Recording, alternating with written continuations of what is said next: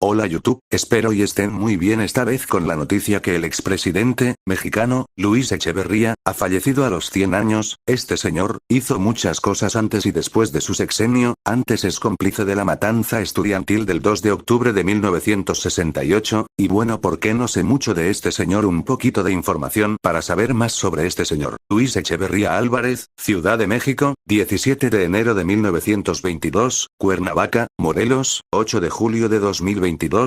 Fue un político y abogado mexicano que se desempeñó como presidente de México del 1 de diciembre de 1970 al 30 de noviembre de 1976. Licenciado en Derecho por la Escuela Nacional de Jurisprudencia, entró a la política como secretario particular de Rodolfo Sánchez Taboada, presidente del PRI, en 1946. En diciembre de 1958 fue nombrado subsecretario de Gobernación. Llegó a suceder al titular Gustavo Díaz Ordaz en 1963, y permaneció en la secretaría hasta 1969, cuando el partido lo postuló a la presidencia de la República.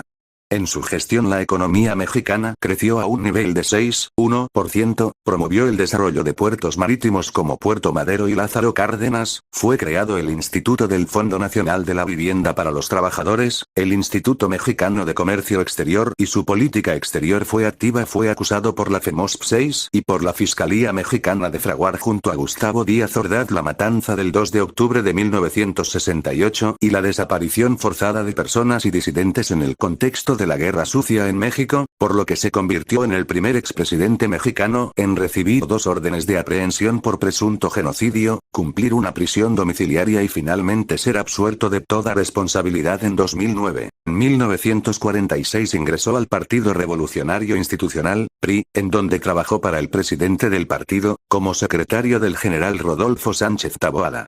Lo siguió a la Secretaría de Marina. Fue oficial mayor de la Secretaría de Educación Pública. Fue oficial mayor del Comité Ejecutivo Nacional, CEN, del Partido Revolucionario Institucional, PRI, siendo presidente del CEN del PRI Agustín Olachea Avilés, 1956-1958. En 1958 fue nombrado subsecretario de Gobernación.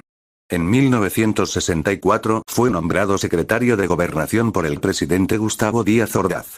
En esta época ocurrió la trágica matanza de estudiantes en la Plaza de las Tres Culturas en Tlatelolco el 2 de octubre de 1968. Al inicio del movimiento estudiantil de 1968, en una conferencia de prensa la noche del 30 de julio de 1968, Luis Echeverría intentó deslindar al presidente Gustavo Díaz Ordaz de su responsabilidad por la intervención del ejército, reprimiendo a los estudiantes y derribado con un proyectil de bazuca la puerta de una preparatoria. En esa conferencia de prensa Echeverría dijo haber solicitado él mismo, junto con el jefe del Departamento del Distrito Federal, la intervención del ejército, facultad que estaba reservada para el titular del Ejecutivo, de modo que Echeverría declaró haber cometido un acto ilegal. 11. La ilegalidad del hecho y el carácter político de la represión ejercida por el régimen, fueron señalados en ese momento por el periodista Edmundo Jardón en una réplica desacostumbrada en ese entonces. 11. El 8 de noviembre de 1969 fue designado candidato a la presidencia de la República por el PRI, el 5 de julio de 1970 fue elegido, y el 1 de diciembre asumiría el cargo.